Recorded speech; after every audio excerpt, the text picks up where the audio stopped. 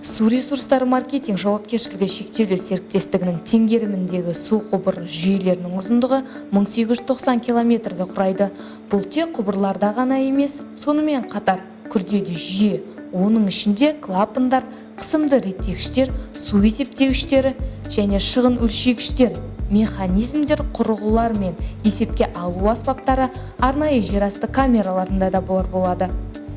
Тұрақты және сапалы сумен жабдықтау апаттық жағдайларды азайту үшін кәсіпорын қызметкерлері жоспарлы алдын алу жұмыстарын және тексерулерді жүргізеді.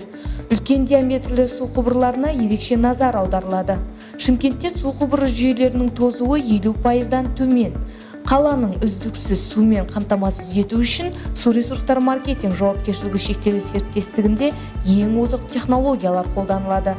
Негізгі жоспарлы жөндеу жұмыстарын су ресурстары маркетинг жауапкершілігі шектеулі серіктестігінің бөлімшелері түнгі уақытта жүргізеді. Мысалы, жаңа қысым реттегіштерін орнату.